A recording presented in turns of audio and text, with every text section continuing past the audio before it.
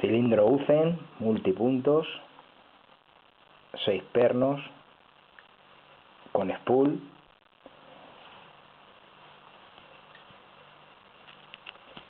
Tiene una combinación complicada. Y a ver si quiere entrar la llave. Ahí está.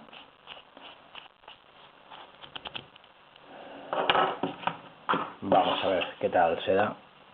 Lo he abierto un par de veces y la verdad es que me ha costado.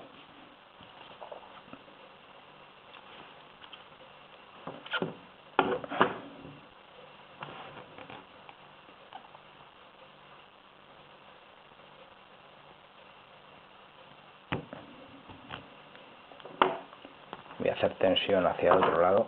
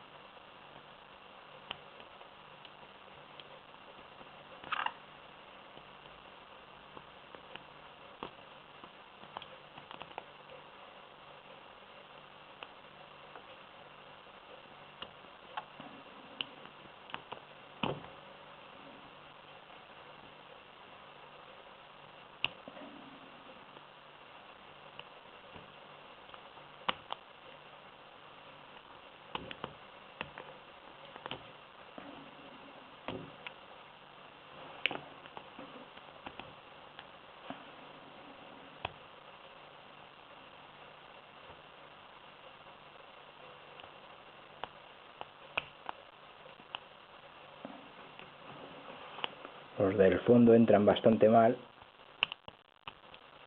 son de alta inserción y no termina de girar la ganzúa. Como veis, este es el problema que digo, cómo se va separando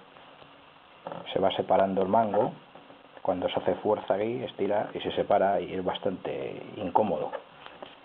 Por eso las que vienen con el mango de plástico pegado, quizá para eso resulten más cómodas.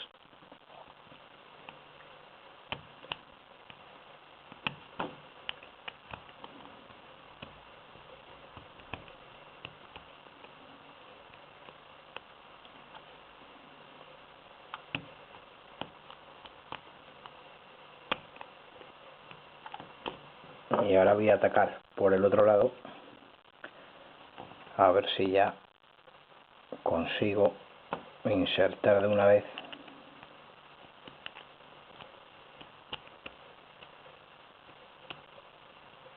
Ahí el último. Y ahí está.